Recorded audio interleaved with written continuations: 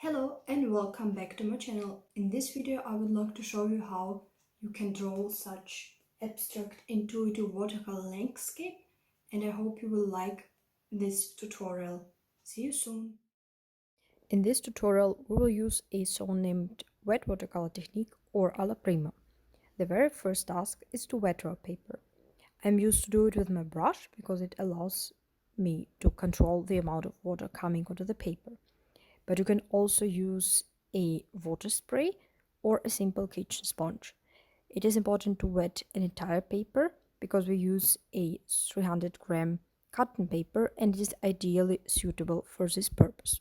Our goal is to create an intuitive landscape painting, so we have to consider studying two main aspects, the colors and the forms. At the same time, we have to forget the typical associations bounded with the real objects, creating an abstract art. We start with the first aspect. With watercolor pencils, we try to sketch or to anticipate the studied landscape scene.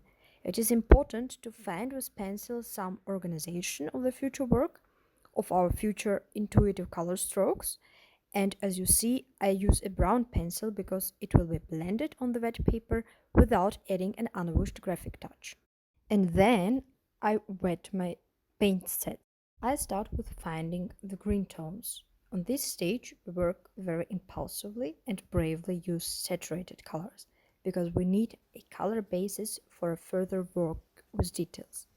Furthermore, watercolor paint loses its color richness after drying, so we have to achieve a wished effect with the first layer. Although we have tried to hint some exact forms of the drawing, we still paint intuitive abstract painting, so the color forms have to remain dominant. We try to achieve the color harmony in our reference. This early autumn mood and the cooperation of blue and green tones with the tender yellow light shining through the heavy clouds. After bravely starting with the green tones like olive, sap green, or blue green, we add the tender yellow light shining through the heavy tree branches with lemon and cadmium yellow. As you see, I work here with my bigger brush, adding some spontaneous effects like splashing the colors. I also mix the colors in my small trip palette because it allows me to work really quickly. For the next step, I take a smaller brush, which is my favorite one, because it is suitable for covering larger space and details as well. Using the deep color yellow and orange tones, we try to achieve the light contrast of the tree silhouettes, giving them a needed deepness and volume. Like in every abstract painting, we do not overthink the process, but try to come into our own flow, be inspired and led by the inner voice. Moving forward to the bottom of the painting, we make some expressive and bigger brushstrokes in order to balance the size of the abstract trees and to create some sort of perspective. After that, we'll start filling the sky parts with the cobalt blue and ultramarine. Be brave at this stage and use saturated colors because they will be blended later. As we work intuitively, there is no exact order we follow. For example, we use the blue mix from the sky parts to bring exactness to the tree complex. Professional watercolor paper shows its advantages on this stage, as you can see, because it stays wet enough but not too wet for a long time. So the watery effects we want to achieve can be achieved easily. With a mix of carmine and meadow red, I tried to work on the tree shadows. Now the colors may look way too intense, but it has a right opacity. Feel free to use these colors in your work, because with this red mixture we want to imitate other graphic materials like watercolor pencils, searching for the exactness of the objects.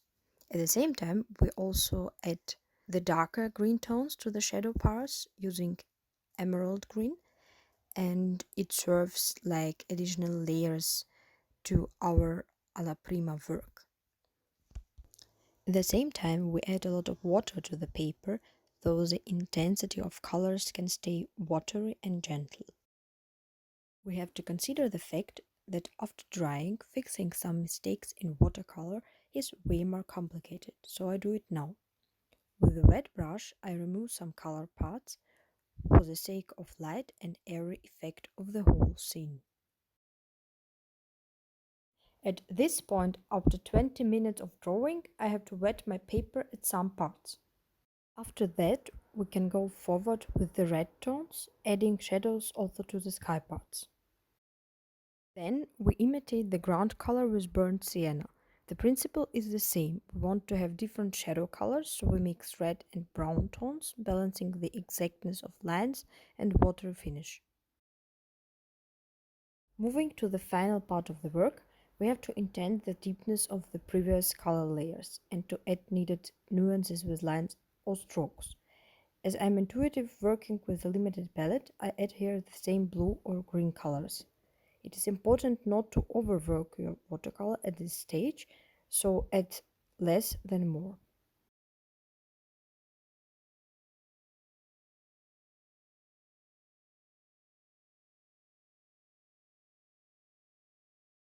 The very final details are dedicated to the light.